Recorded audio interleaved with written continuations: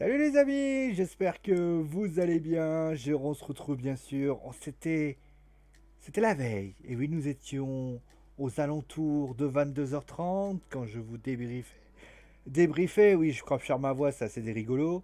Quand je débriefais le pay-per-view WWE avec Sumulls, en clair, le show de l'horreur. Horreur, oh là là. J'ai très peur et tout. Et nous avons désormais, eh bien, nous sommes le lendemain et c'est l'heure de WW Raw. Et je vous rappelle, eh bien, que le challenge était de taille. Réussir à faire mieux que la pire audience de l'histoire du show rouge, en clair, 1,5 million de téléspectateurs. Et donc on va se remarquer que ce show, eh bien, avait objectif, et d'où la fait d'ailleurs qu'il y a eu pas mal de transitions par rapport à Extreme, et d'où le fait qu'il fallait, eh bien, tenir en haleine le spectateur. Alors on va revenir bien sûr sur ce qui s'est passé durant ce show. On va revenir bien sûr en détail, on va décortiquer, analyser comme à chaque fois, bien évidemment. Dites-moi ce que vous avez pensé du show, vous. On va commencer directement avec le résumé de la rencontre, avec l'arrivée notamment de Seth Rollins. Seth Rollins qui a battu Aleister Black, qui s'est pas privé de lui péter un stomp sur sa main. On a eu ensuite MVP qui est arrivé pour expliquer qu'il était voilà par forfait. D'ailleurs, Shelton Benjamin, un des lutteurs que j'apprécie le plus, eh bien, est devenu 24/7 champion, voilà, dans les mains de R-Truth. Et d'ailleurs, il y a eu le retour également de Mustafa Ali, qui a donc qui a fait équipe avec Cedric Alexander, Ricochet, et qui a battu d'ailleurs les Hurt Business, puisque c'est leur nouveau nom. Nous avons eu ensuite une petite discussion avec Christian, Ruby Riot qui a battu Peyton Royce, les Street Profits qui ont battu Andrade et Angel Garza. Nous avons ensuite Sasha Banks et Bailey, ça fera l'objet bien sûr d'un zoom, qui sont arrivés. Et d'ailleurs, Stephanie McMahon a fait une annonce, on en parlera après. Et pour information, Kerry Sane a battu Bailey, a battu Bailey sans doute peut-être pour l'un de ses derniers matchs à la WWE. À ce moment-là, nous avons eu également Drew McIntyre qui est venu, qui a officialisé la semaine prochaine une possible stipulation dont on reviendra plus tard. Et enfin, le Unsanctioned match entre Randy Orton et le Big Show. Randy Orton qui a gagné, suite notamment avec un punt kick qui a eu lieu après le match. Voilà un petit peu ce qui s'est passé. Alors quel est le bilan concret de ce show? Bah, ce show, il est pas exceptionnel. Voilà, c'est un peu ce qu'on va donner comme bilan. C'est un show d'après, et c'est assez inquiétant normalement. Un show comme ça, il aurait dû nous emmener, il aurait dû nous donner envie, il aurait dû nous faire saliver concrètement. Et j'ai envie de vous dire, il n'y a pas eu. On a essayé, entre guillemets, de continuer les transitions pour tenir en haleine les personnes concernées, c'est-à-dire le WWE Universe, mais ce qu'ils ont peut-être un peu oublié dans cette histoire-là, c'est qu'il faut que les histoires, on a envie de les regarder. Et ça, c'est quand même problématique. C'était ça le véritable enjeu. Je veux dire, quand vous prenez par exemple ce qui s'est passé entre Rey Mysterio et Seth Rollins, là, il y avait peut-être possibilité de parler. Mais après, Aleister Black est venu, il y a eu quelque chose qui s'est passé. Ça, c'était bien. Pourquoi? Parce que finalement, tu as quand même quelque chose. C'était important de marquer une transition. MVP, Apollo Crew. On apprend que Apollo Crew finalement reste champion des États-Unis parce que finalement ce qui s'est passé hier n'a pas lieu d'être. Alors je sais qu'il y a eu l'épisode du Covid et on en a parlé dans le catch actu qui a lieu notamment qui a eu lieu alors je sais de vidéo vers 20h30, 21h. Mais concrètement, ça n'apporte rien concrètement. À part le retour de Mustafa Ali qui était très attendu parce que c'est vrai que c'est un lutteur très talentueux. On parlera d'ailleurs le match entre les 6 était pas terrible loin de là. D'ailleurs, on en parlera bien sûr plus en détail de tout ce qui s'est passé. Et puis, bah, il y a eu également, alors Ruby Riot qui gagne contre Peyton. Ouais. Enfin, où était d'ailleurs pour information Bianca Belair. Et également, deuxième point, où était Peyton Royce, Billy Kay. Où était Billy Kay concrètement? Où était-elle? Qu'est-ce qui s'est passé? Bon, Ruby qui gagne, ça c'est cool. Et puis après, il y a eu, après Sasha Banks et Bailey, ouais, c'est étiré encore une nouvelle fois. Et le match entre Kerry Sen et Bailey était très bien. Franchement, c'était super bien. Justement, c'est l'une des grosses satisfactions de cette soirée. Que, franchement, on a vécu un super moment. Et puis, bah, il y a eu Randy Orton contre le Big Show.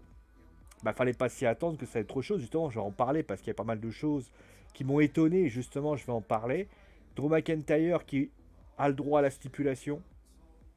Ouais, voilà, c'est particulier, voilà, par rapport à ça. Donc finalement, un show, je vais pas dire anecdotique parce que c'est pas le cas. Il y a eu des choses, mais ça reste très trop léger en fait. Ça reste trop léger. La grosse satisfaction, comme je l'ai dit, c'est Seth Rollins. Clairement, Seth Rollins qui, franchement, est l'une des meilleures gimmicks aujourd'hui de la WWE avec le Fiend. Ensuite, il y a eu franchement ce qu'il a fait, notamment le match qu'il a fait contre Aleister Black. Et l'après était pour moi somptueux. Voilà, c'était. Franchement, Seth Rollins aujourd'hui, c'est-à-dire ce qui s'est passé avec Rey Mysterio, mais également ce qui s'est passé, on peut toujours discuter la manière dont ça a été fait, mais c'est indiscutable quand on parle de ça, de parler, je vous donne en mille, de ce qui s'est passé après, du segment qui a eu lieu avant. Seth Rollins, il est le meilleur aujourd'hui, et c'est lui qu'il faudrait, pour moi, je pense, hein, il faudrait qu'il porte Raw et qu'il soit le champion universel. C'est lui le champion universel qu'il faut avoir. Parce que je pense que si tu veux des audiences, il faut un mec, une tête d'affiche. Sa gimmick passe bien, sa gimmick est hypante, sa gimmick donne envie à de suivre. Franchement, moi quand je vois ça, je suis extrêmement ravi de voir ce qui s'est passé. Et honnêtement, l'une des plus grosses satisfactions de cette année 2020. Ce qu'il a fait, son heel turn est excellent. Honnêtement, voilà. Après, pourquoi il est en train de tourner. Alors on verra ce qui se passera au SummerSlam pour lui, parce que j'imagine que peut-être que Kevin Owens va reprendre le flambeau désormais, puisque voilà, mais il n'y a pas eu de confrontation entre Kevin Owens et Seth Rollins. Mais en tout cas, ce qui est certain, c'est que d'un point de vue de la rivalité, c'est ce qu'il y a de mieux. Bravo aussi à Kairi Sane contre Bayley, qui a été pour moi l'un des gros matchs par excellence. Ça a été un excellent match. Kairi Sane qui risque de partir, c'est une déception parce que forcément Kerry c'est une super lutteuse. Honnêtement, elle n'a pas eu dans les rosters principaux, elle n'a pas réussi à avoir ce qu'elle voulait avoir. Mais après, c'est vrai que la distance amoureuse étant ce qu'elle est, il est logique que Kerry ait envie de penser un peu à sa vie personnelle. On sait que c'est pas évident la distanciation et les distances. Elle peut pas avoir une personne qui lutte au Japon, enfin son mari qui lutte au Japon et elle qui lutte aux États-Unis, c'est logique. Alors elle peut, voilà, les lutteurs de la WWE sont quasiment sur les routes quasiment tout le temps. Alors tu peux toujours essayer de t'arranger, mais si tu as envie de lui donner une ceinture, tu pourras jamais. Parce qu'au bout d'un moment, elle va devoir porter le poids de ses responsabilités. Et ça, c'est quelque chose d'important. Voilà. Mais en tout cas, le match qu'elle fait contre Bayley est pour moi très bon, d'une qualité pour moi excellent. Honnêtement, j'ai adoré ce match, que j'ai trouvé très très bon. Après, au niveau des satisfactions, si on peut considérer que c'est une satisfaction, ça commence à devenir compliqué concrètement. J'ai trouvé le segment de Randy Orton très bon. Voilà, on peut dire ça. Euh, les Street Profits, le final était pas mal. Voilà, j'ai pas trouvé le final totalement irrésistible, mais ça tenait la route. Bon, voilà. Après, malheureusement, on va parler du reste. On va parler du reste et on va parler finalement de ce qui n'a malheureusement pas été bon durant ce show. Et on va commencer bien évidemment avec MVP. MVP qui arrive et qui t'explique par A plus B que finalement il n'est pas champion des États, qu'il est le champion des États-Unis, mais que finalement les officiels n'ont pas validé sous prétexte qu'Al Polo Crew n'était pas là. Moi j'ai une question, c'est pourquoi avoir fait ce match? En fait, tu nous as fait un teasing avec Sumulls pour finalement ne servir absolument à rien. Moi je suis désolé, quand tu vois les lutteurs, ce qui a été produit, je trouve ça navrant. Je trouve ça extrêmement navrant. Alors je dis pas que c'était que c'est voilà, MVP joue très bien son rôle, mais de mon point de vue, MVP, il aurait dû dire voilà, l'officiel aurait dû dire voilà, il est champion des États-Unis, point rideau, et pas faire un truc comme ça. D'ailleurs, quid, je l'ai dit notamment du côté de euh, Dex Bulls, quid de Bobby Lashley qui est quand même passé de challenger numéro 1 il y a à peine un mois et qui aujourd'hui est un espèce de enforcer garde du corps à MVP et Shelton Benjamin. Je veux dire, le mec, il est quand même passé de statut limite. Il avait fait une super rivalité. J'adorais ce Bobby Lashley. À un espèce de bulldozer vivant qui veut frapper tout ce qui bouge. Je trouve ça un peu limite. Je trouve ça un peu limite parce que je pense que ça n'est pas la situation qui doit être faite. MVP pour moi, c'est un lutteur qui est certes sympathique, mais est-ce que c'est réellement son rôle? D'ailleurs, est-ce qu'il est manager? Est-ce qu'il est lutteur? Shelton, pourquoi pas? Voilà, Shelton, il va être un peu là. Mais moi, de mon point de vue, ça doit être Bobby Lashley qui doit être mis en avant. Quand est-ce qu'on va décider de mettre en avant? Alors, si Brock Lesnar arrive du côté du SummerSlam, ça sera cool, mais j'y crois pas du tout. Mais je trouve ça un peu bidon par rapport à ça. Ensuite, pour Sasha Banks, Bayley, bah, on sait pourquoi, d'ailleurs, le catch actu, je l'ai expliqué. La raison pour laquelle Asuka il y a eu cette controverse à Extreme, c'est pour bien évidemment faire parler et être en mesure de pouvoir le recommencer du côté bien de Raw. Est-ce que ça a marché concrètement? Est-ce que j'ai été intéressé au point de me dire qu'est-ce qui allait se passer? Oui et non. Oui, dans le sens où je me suis dit il va y avoir un événement. Non, et je vais vous expliquer pourquoi. Non, je vais vous expliquer pourquoi, tout simplement parce que j'estime que il n'y avait aucune raison. Et en fait, il y avait un spoil qui était déjà annoncé. Alors certes, en plus, le speech de Bayley, le speech de Sasha et de Bayley ressemble très pour trait à celui d'MVP. C'est-à-dire que MVP fait un speech où il explique voilà, que le mec est pas là, que de ci, que de ça. Donc là, tu te dis, il se cherche des excuses. Et là, à ce moment précis, tu as Bayley qui est là 30 minutes, 45 minutes après, et qui te refait le même speech. Ah, alors, avec quelques nuances, notamment le Green Mist. Mais moi, de mon point de vue, ça m'a pas hypé plus que ça. Ah d'ailleurs, moi je suis désolé. Pourquoi je dis que ça va pas hyper plus que ça, et oui et non? Parce que celui qui ne suit pas les informations à la WWE ne savait pas. Moi qui suis les informations et qui forcément vous les annonce quasiment en temps réel, il était évident que la WWE allait littéralement alerter les officiels en leur disant bah écoutez les gars, le match. Donc quand tu nous annonces ça, le WWE Universe, comment tu veux être hypé? Alors certes, il y a eu l'annonce comme quoi il y a plus de tombée, soumission, il y aura de la DQ, etc. Même ça m'a pas intéressé. Ça m'a pas intéressé parce que j'estime que, en fait, je me suis posé la question, j'ai dit mais attendez, à quoi ça sert? Enfin voilà, ça a été, c'est acheté, c'est à jeter, et honnêtement, je me suis même posé la question pourquoi tu fais pas un match par équipe entre Asuka et Kerry, avec Asuka et Kerry Sane. Si Kerry va partir, ça aurait été un beau petit cadeau à Kerry pour pouvoir faire justement offrir on va dire, le titre à sa copine. Voilà, en plus Shayna qui était là, pourquoi, voilà, tout simplement, voilà, ça reste très léger, voilà. Autre chose qui m'a aussi déplu, c'est le match entre, le match entre Randy Orton et le Big Show.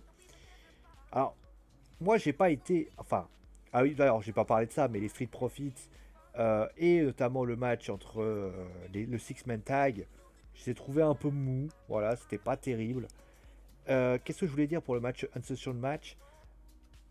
En fait, le problème de ce match, c'est que oui, c'est un match sans, on va dire, ce qui n'est pas sanctionné, tout ce que tu veux, mais t'as juste le mot qui va dedans. Alors certes, t'as l'arrivée d'Anglade, t'as l'arrivée d'André Garza, mais il y a un truc qui m'a gêné, c'est que pourquoi Anglade. Alors certes, il y a l'arrivée de. Mais moi, ce que j'aurais fait, voilà, je donne mon avis. Moi, ce que j'aurais fait, j'aurais mis Anglade et Angel Garza. Dans quel but ils sont intervenus? Dans quel but ils étaient là? Dans quel but ils sont intervenus? Quel est leur rôle par rapport à ça? En plus, ça m'a sorti du match. J'ai fait wow, qu'est-ce qu'ils foutent là, les deux? Moi, j'aurais préféré que voilà, tu mettes du. En fait, moi, ce que j'aurais préféré, c'est que c'est un match, c'est-à-dire qui ne sera pas sanctionné, mais que on soit dans une situation où Randy Orton va trop loin. Alors ça, vous êtes dans le punt kick, pourquoi pas? Mais aux dernières nouvelles, on aurait pu trouver d'autres façons. On aurait pu aller tellement loin. Je rappelle que pour Edge contre Randy Orton, ils sont allés très loin. Ils sont capables d'aller loin, ils sont capables de prendre des décisions et d'aller tellement loin qu'on est en mode mais où est-ce qu'ils vont aller? Pourquoi ils n'ont pas rallongé ce match et finalement de le rendre encore plus hypant par rapport à ça?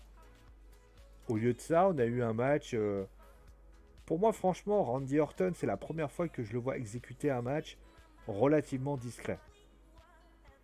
Voilà, c'est ça que je voulais dire. Ensuite, qu'est-ce que je veux dire par rapport à ça? On va parler bien évidemment du dernier point, ça a été Drew McIntyre et Dolph Ziggler. Bah, j'ai envie de te dire, j'ai trouvé que ça tellement pathétique. En fait, pathétique pourquoi? Dolph Ziggler a perdu.